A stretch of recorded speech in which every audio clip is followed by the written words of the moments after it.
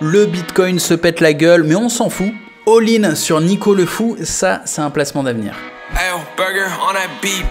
Rekta agad total na, daming perang bibilangin. Ngayon sila'y nangangamba, hindi sila makapantay sa amin. Ça te paraît dingue, hein? Et pourtant si. Je clique sur le MyFXBook de Nico. Alors déjà, ça se passe pas mal, 66% en 3 mois. Et surtout, ne vois-tu pas, ATH all-time high, yes! Avec 66,01% aujourd'hui. On était monté à 64 au max il y a pas longtemps. Il suffisait de rester dessus, d'attendre un peu, et boum. Nico nous fait vivre au quotidien des émotions pas possibles, parce que tu vois bien que le graphique varie en fonction de sa consommation de cocaïne. Bon, c'est moi qui dis ça pour la blague. Mais son trading, c'est de faire des pertes, regagner, ça bouge comme ça. Sauf que ça fonctionne. Déjà, il fait pas des pertes de psychopathe. Je dirais même qu'il s'assagit avec le temps. Non mais regarde, au début, c'est les dents de la mer le truc. Mais là, si je zoome et que j'observe ce qui se passe depuis 2 mois, bah, tu vois qu'en fait, c'est assez raisonnable, stable, c'est pas mal. Et ça fait des semaines que Nico, moi, il me fait gagner de l'argent. Et vivre des grosses émotions, hein. Ça fait partie du package. Donc je partage ma joie pour tous ceux qui, comme moi, ont laissé leur argent sur Nico, n'ont pas eu peur et se sont dit « j'ai confiance, j'y crois », bah on a bien fait. Hein. Du coup, je touche à rien, je laisse ma thune chez lui, et Nico n'est pas seul. Sur ma répartition, je te propose plusieurs gars. Donc ici, t'as Nico le Fou dont on vient de parler, t'as aussi Other Future. Other Future, il est là. Regarde cette régularité. Quand il a commencé, un petit peu avant Nico en fait, et ben il a eu une très forte croissance. Puis ça s'est régulé et c'est devenu en fait ultra régulier. Regarde ce truc là. C'est pour ça qu'il y a beaucoup de monde qui est en ratio. Un ratio, ça multiplie les profits et les pertes. Et moi-même, hein, j'étais en ratio x30 à un moment. Mais j'ai arrêté. Ce que j'ai préféré faire, c'est mettre une grosse somme. Donc j'ai 10 000 $ dessus sur un ratio 1. Et ça fait quoi? Ça veut dire que même s'il y a un gros drawdown, si jamais il y avait un accident ou quoi, mon compte ne crame pas. Quand tu as un ratio x30, je te le redis, tout est multiplié par 30. Donc il suffit que tu aies un drawdown de 4%. Un drawdown, c'est une perte latente, c'est une position ouverte qui est en perte de 4%. Oui, mais 4 x 30, ça fait 120%, le compte crame. Ça va vite, 4%, tu vois, ça peut se faire sans problème. Alors là, en l'occurrence, peut-être pas. Je te montre. Là, on est sur une analyse des drawdowns et tu vois qu'au pire, il a eu moins 1,5%. Mais méfie-toi. Parce que là, je suis sur des graphiques qui viennent de RoboForex et ils sont inexacts. Ils sont pris une fois toutes les 20 minutes. Et il y a un moment où avec Other Future, des membres de la communauté ont analysé qu'il y a eu un pic. Ça n'a pas duré longtemps, hein, mais il y a eu un pic de drawdown qui est descendu aux alentours de moins 15%. Et si ça touche à moins 15, même sans fermer les positions, et que tu as un ratio délirant genre x10, bon bah tu crames.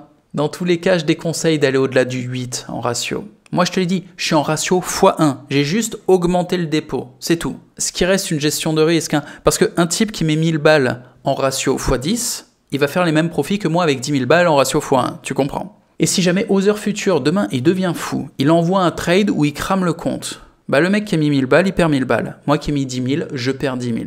Sauf que statistiquement, il y a quand même peu de chances que le type devienne fou et passe d'un drawdown très petit à d'un coup cramer le compte. Ça a peu de chances d'arriver, c'est pas tellement une stratégie qui a le profil pour cramer.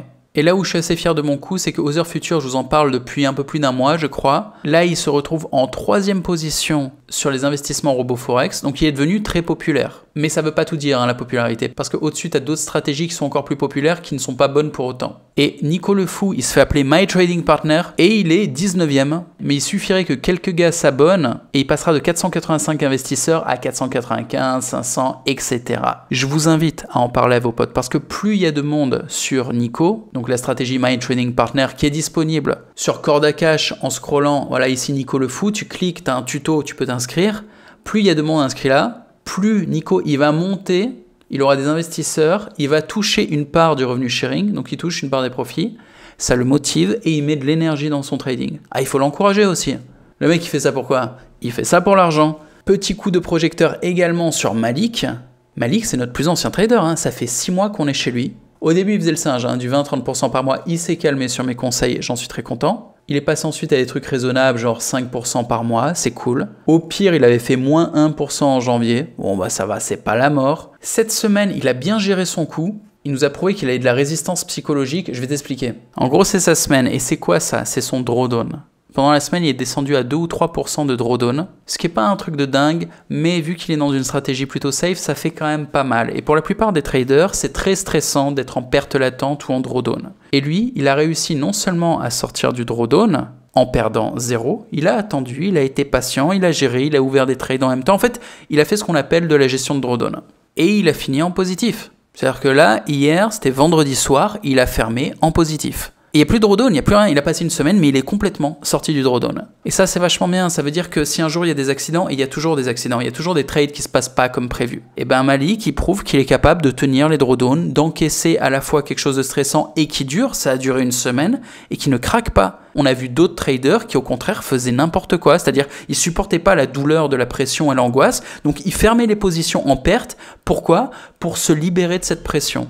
Ben Malik, non, il encaisse la douleur le mec. Et c'est très bon signe pour l'avenir. Et je le redis, Malik, c'est un mec, ça fait plus de 6 mois, en fait, ça fait 8 mois qu'il bosse avec nous. Et même si en voyant le graphique, tu dis, oh, il gagne moins qu'avant. Non, mais il prend beaucoup moins de risques qu'avant aussi. Il est devenu raisonnable, il gagne en maturité. Moi, je vous le dis, ça me va un mec qui fait 5% par mois. Faut redescendre sur terre. C'est soit on veut faire des singeries. Bon, bah, Nico, il est bien pour ça. Et encore que c'est un singe qui est particulièrement doué. Et Malik, il est pas en mode singe. Malik, il est humble, il est jeune et il est raisonnable. Moi, ça me plaît ce qu'il fait de plus en plus. Je suis persuadé que dans 2-3 ans, on bossera toujours avec lui, qui sera encore meilleur. C'est-à-dire qu'il aura un ratio risk-reward qui va faire que s'améliorer et que sur le long terme, il fera gagner beaucoup d'argent. Et la grosse déception de la semaine, c'est Hold Up. Je veux dire, le truc se passait bien, regarde. Ouais, je suis rentré dessus à ce moment-là, à peu près. Ah, j'étais content, hein, j'ai gagné un petit peu jusqu'à ce que bam, bam, bam. Ça fait combien? 5 jours d'affilée de perte? J'ai rarement vu ça. Des fois, t'as des accidents. Le mec, il perd 20% d'un coup, t'es dégoûté. Là, non. Tous les jours, il y va au charbon et il perd un petit peu. Donc je sais pas ce qui lui arrive. J'avoue que ça m'a blasé parce que juste avec Hold Up, je finis ma semaine en négatif. J'irai faire les comptes là tout à l'heure parce qu'on est samedi. Tous les samedis, je vois ce que j'ai gagné ou perdu dans la semaine. Et là, bon, grâce à ma répartition, les 3 autres traders compensent parce qu'ils sont tous en profit. Malik a gagné du fric. Other Future, bon, il gagne toujours lui. Nico aussi, il a gagné. Mais ce connard de Hold Up là, il a tellement perdu qu'au final, je me retrouve quand même légèrement en perte. Alors que sans lui, je faisais une belle semaine. Alors ce qui compense un peu, c'est que sur le groupe Imprime du Cash, c'est le groupe où on est tous à parler de pognon, je constate quand même dans les commentaires que la plupart d'entre vous n'avaient rien foutu sur Hold Up. Genre Alex qui dit « Putain, je suis content d'avoir rien mis sur Hold Up et d'avoir fait confiance aux 3 autres. » Encore une belle semaine pour moi, désolé pour toi JM. Donc voilà, cette semaine, coup dur pour moi. Et j'avais prévenu que Hold Up c'était un test, que moi je mettais du fric dessus, mais que je le mettais pas encore dans ma répartition officielle, donc j'étais là, je savais pas. Pareil pour le grand chercheur, heureusement j'ai bien réduit mon risque sur Hold Up, et donc il finit avec des profits. De manière générale, c'est pas délirant quand je propose à un nouveau trader d'attendre un petit peu, d'observer ce qui se passe avec moi, pour te faire un avis. Parce que c'est quand même mon boulot. Je suis là pour tester les trucs. Moi je te montre, je te partage mes tests. Ça veut pas dire qu'il faut tester en temps réel avec moi. Tu peux me laisser faire mes conneries. Si ça marche, tu suis. Si ça marche pas, bon, tranquille. Moi, demain, dimanche, je vais refaire ma répartition. Je te la partagerai ici sur le groupe Telegram Imprime du Cash. Pour y accéder, va sur mon Frog. Le lien est en description.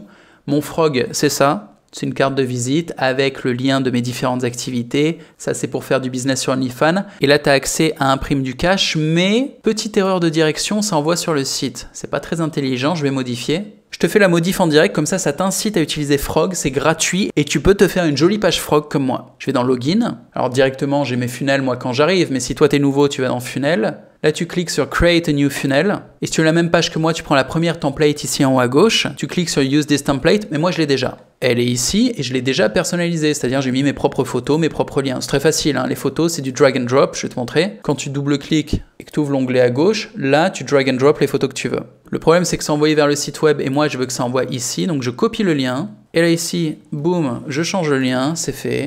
Super. Je reviens sur la page de mon Frog, je refresh, je scroll down et maintenant, tu vois le logo là, c'est pas le même, il a changé. Ah, c'est bien fait, FrogTech. J'ai rien eu à faire. Ça a détecté que le logo c'était Telegram, ça l'a mis. Oh, je suis tellement fier de notre technologie. Je clique dessus et là, ça me propose de rejoindre le groupe. Appuie là-dessus, rejoins le groupe. Bon, je te fais une bise, salut!